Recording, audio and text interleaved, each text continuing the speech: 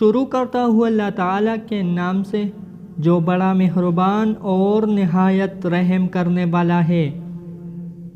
حضرت ابو امامہ رضی اللہ تعالیٰ عنہ سے مروی ہے کہ ایک نوجوان نبی کریم صلی اللہ علیہ وسلم کی خدمت میں حاضر ہوا اور کہنے لگا، یا رسول اللہ صلی اللہ علیہ وسلم، مجھے زنا کرنے کی اجازت دے دیجئے۔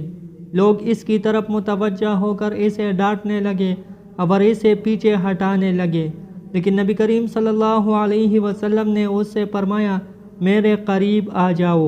وہ نبی کریم صلی اللہ علیہ وسلم کے قریب جا کر بیٹھ گیا۔ نبی کریم صلی اللہ علیہ وسلم نے اس سے پوچھا، کیا تم اپنی والدہ کے حق میں بدکاری کو پسند کرو گے؟ اس نے کہا، اللہ کی قسم کبھی نہیں، میں آپ پر قربان جاؤں۔ نبی کریم صلی اللہ علیہ وسلم نے فرمایا، لوگ بھی اسے اپنے ماں کے لیے پسند نہیں کرتے۔ پھر دریافت فرمایا، کیا تم اپنی بیٹی کے حق میں بدکاری کو پسند کرو گے؟ اس نے کہا، اللہ کی قسم کبھی نہیں، میں آپ پر قربان جاؤں۔ نبی کریم صلی اللہ علیہ وسلم نے فرمایا، لوگ بھی اسے اپنے بیٹی کے لیے پسند نہیں کرتے۔ پھر پوچھا، کیا تم اپنی بہن کے حق میں بدکاری کو پسند کرو گے؟ اس نے کہا، اللہ کی قسم کبھی نہیں، میں آپ پر قربان جاؤں۔ نبی کریم صلی اللہ علیہ وسلم نے فرمایا، لوگ بھی اسے اپنی بہن کے لیے پسند نہیں کرتے۔ پھر پوچھا، کیا تم اپنی پھوپھی کے حق میں بدکاری کو پسند کرو گے؟